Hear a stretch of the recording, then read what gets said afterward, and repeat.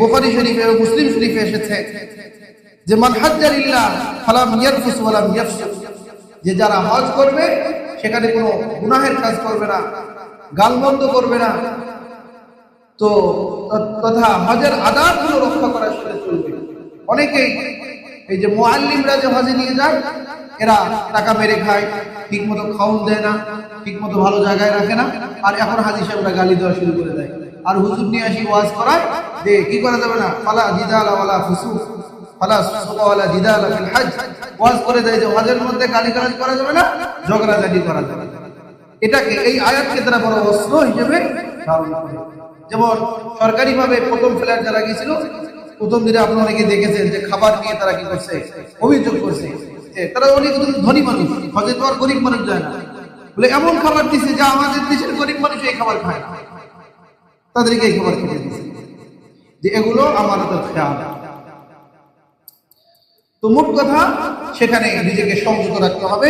নবীজি বলেন রাজা কামা ওয়ালাদাতু উম্মুহু, যে এই সিফাতের সাথে যারা হজ করবে যে তারা নবজাতক শিশুর মতো মক্কা শরীফ থেকে বাইতুল্লাহ থেকে বাড়ির মাঝে ফিরবে। সুবহানাল্লাহ। অন্য হাদিসে নবীজি সাল্লাল্লাহু আলাইহি ওয়াসাল্লাম বলেছেন, মুসলিম শরীফ ইবনে হিব্বান এসেছে যে তিনটা জিনিসের মাধ্যমে মানুষের জীবনের সমস্ত গুনাহ মিটে যায়। একটা হলো ইসলাম গ্রহণ, ইন্নাল ইসলাম ইয়াহদিমু মা কানা ক্বাবলা, আরেকটা হলো ইন্নাল হিজরাতা তাহদিমু মা কানা ক্বাবলাহা ওয়া আন্নাল হজ্জ ইয়াহদিমু মা কানা ক্বাবলাহু। ওই হাদিসের এটা শাওয়াহিদ সাক্ষী হলো যে হজ করার মাধ্যমে তার জীবনের সমস্ত গুনাহ কি যায়, মিটে যায়। এবং রাসূল করিম সাল্লাল্লাহু আলাইহি ওয়াসাল্লাম আরো ফজিলত বয়ান করেছেন, বুখারী এবং মুসলিমে এসেছে আবু রাদিয়াল্লাহু তাআলা বর্ণিত যে আল উমরাতু ইলাল উমরাতি কাফারাতুল লিমা বাইনাহুমা, যে একটা উমরা করে আর এক উমরা উভয়ের মধ্যখানে এটা কাফারা হয়ে যায়। অন্য হাদিস আছে আল জুমআতু ইলাল জুমআতি, এক জুমা আর এক জুমার পর্যন্ত মধ্যখানে যা গুনাহ হয়ে যায়, জুমার নামাজ কি হয়ে যায়, কাফারা হয়ে যায়। অনুরূপভাবে এক ওয়াক্তের নামাজ আর এক ওয়াক্ত নামাজের মধ্যবর্তী কবিরা সগীরা গুনাহ হয়ে যায়, এগুলোর মাধ্যমে মানুষের গুনাহ কি হয়ে যায়, মিটিয়ে যায়। কিন্তু কবিরা গুনাহ না, গুনাহে সগীরা অনিচ্ছা সত্ত্বে যে সমস্ত গুনাহ হয়।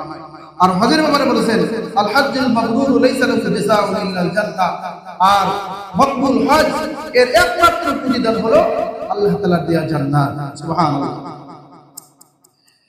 অন্য হাদিসে নবীজি সাল্লাল্লাহু আলাইহি ওয়াসাল্লাম বলেছেন যে বাইতুল্লাহ শরীফ মানুষ যখন তাওয়াফ করে, যে প্রত্যেক তাওয়াফ পদক্ষেপে কদমে আল্লাহ তাআলা তার ইল্লা হাত্তাল্লাহু আনহা বিহা খাতিআ, একটা করে গুনাহ মাফ করে দেন, ওয়া কাতাবা লাহু বিহা হাসানা, তার একটা করে নেকি দিয়ে দেন, সওয়াব লিখে দেন, ওয়া রাফা লাহু বিহা দারাজা, আর এই পদক্ষেপের কারণে আল্লাহ তাআলা জান্নাতের মধ্যে তার মর্যাদাকে উন্নত করতে থাকেন।